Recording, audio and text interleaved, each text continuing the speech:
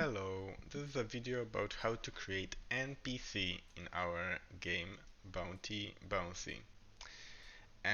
So first we're gonna create a scriptable object as usually, and we go to scriptable objects, NPC, and here you can either duplicate with Control D or Command D, or you can go into create scriptable objects and NPC and call her Mrs.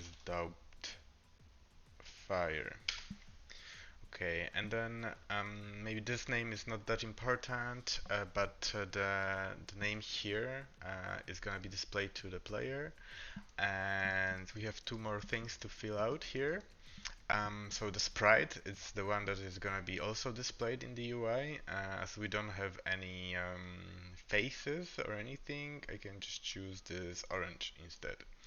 And for ink JSON asset, I don't know how it is created actually, so I'll use the one that we were provided by ink when I downloaded the asset. I don't know where it is exactly, so I'm just gonna click on this one here and drag it here. So this is just a JSON file. I think it's created somehow with this, I don't know how ink is created, but we can figure it out if you don't know as well. So yeah, so we have the scriptable objects and everything is filled out. So now with our usual workflow, we are gonna go to prefabs, map, and NPCs. And there is a base NPC, and feel free to create a prefab variant of it. And let's call it Mrs. Doubtfire. Fire.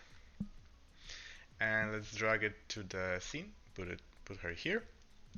And she doesn't look like Miss Doubtfire for now, but we'll change that. So first off, you can see in this object that there is a NPC to fill out.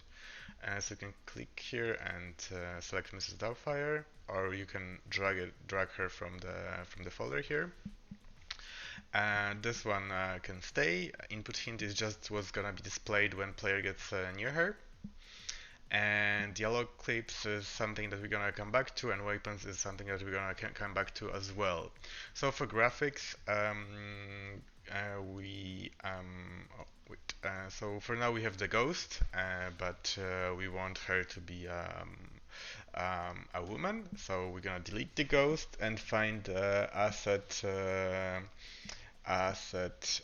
for Mrs. Doubtfire. So this is her, and I'm just gonna drag her into under the graphics, and she's huge now, so let's make her a bit smaller, 0.4. Just remember not to change the scale of this base object, only the graphics, the actual prefab of graphics that you have dragged here. And we want player to collide with this graphics, so we're gonna add mesh collider and grab her body and put it here and select that it is convex mesh. Yeah, and now we have collisions. But so if we click play now, we're gonna see something weird, I guess. So she's just standing there. She like your other guys, right? It's because she doesn't have animations, animations and animation controller components that would be playing animations. So yeah, we're gonna add this now, but well, it doesn't work. So this is a necessary component as well. We want her to like play animations, so as players walking, the animation is playing, and she's also playing some animations. But for that, we need a component. It's called animator, and this component needs to have a controller inside of it. Lucky for us, I have created. It's in art animation, and in folder NPCs, there is a NPC animator override. And it makes creating new animation controller and new controllers easier. So we're just gonna duplicate it, call it MRS Doubtfire, and we have to fill those fields with animation clips. And luckily for us, I'm gonna actually right click it and click properties so it goes to another window so it's easier to fill. So this is our character, right? This is one that we dragged under graphics. And one thing we have to do is find an idle animation, click edit, and scroll all the way down and loop it, because we want this animation to play on the loop when she's standing there. Right, and now we just have to drag correct animations to correct fields. Yes, and interact left. Okay, emote. Oh, yeah, this one I found. Walk to walk. Um, interact left to interact left, and interact right to interact right. Okay, that should be good. And it's important that the names match and that those animations are like the matching animations, but just for a different character. So now there's a part that is imperfect. One thing, don't forget it. So this animator needs this controller, right? So we need to drag and drop it here. And walk is walk, idle is idle, and but emote yes, interact left, and interact right are the animations that are going to be played randomly during the dialogue. And one thing that is imperfect is that you have to drag those animation clips into our under like into like this prefab variant. There's an NPC controller, and you have to drag those clips here as well. Because then my program knows what to play randomly. What are the names of the clips? This is imperfect, and I'll think of something to solve it for it to work better. But for now, it is the way it is. So this is it, and we can test whether it works. So we added the animation controller with correct animations, and we selected clips and added them here in dialog clips for our NPC. And let's play and see whether this works. Oh, we can see that she plays an animation, right? She's moving, and when we talk to her, she should turn around and oh yeah, she played an animation. She nodded. And let's see if she she nodded again. That's an animation. Oh, this was probably interact left animation, and yeah. So it's working. So for the styles, this is of course also imperfect, but yeah, that's easy to change and move around. One more thing that we can set up is we can make her walk around. To make her walk around, we need to set up waypoints that she's gonna walk to. So we just need to create some objects that are gonna be used for the waypoints.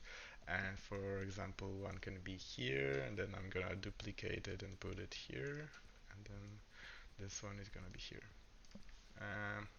Yeah, okay, for now, let's keep it like this.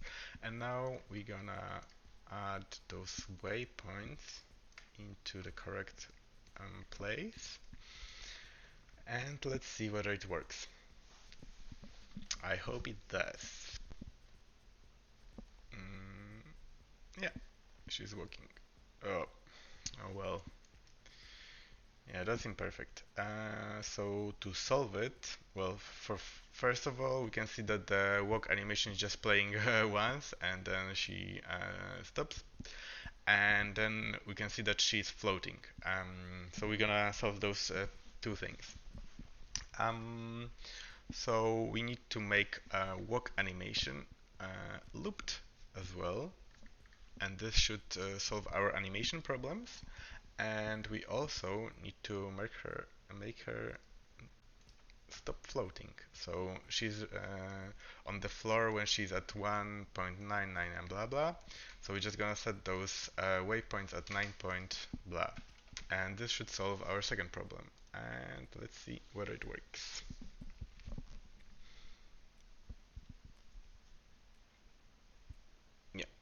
Yeah, yo. She's not floating and she's playing the animation correctly.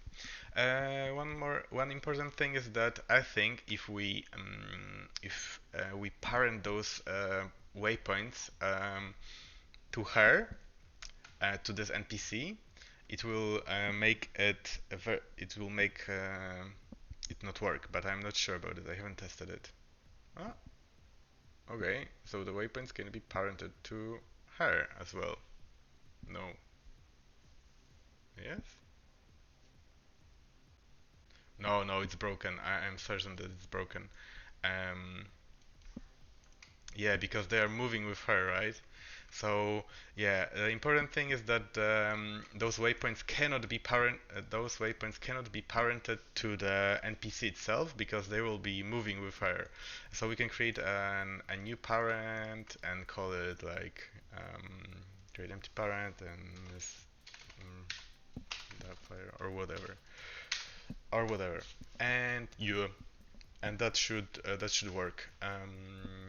Should be walking around now, and we should be able to talk to her, and it should be wonderful. Yeah,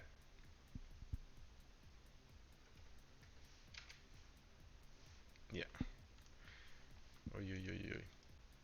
Yeah, she's always gonna like if you catch her going like being close to the waypoint, she will still walk to it very slowly after we finish the conversation. This is also imperfect, but well, it is what it is for now. Yeah, that's it. Let me know if you have any questions. There's like more than the setup is a little bit more than I would prefer it to be, but yeah, I think it's doable, right? So yeah, cheers. Bye bye.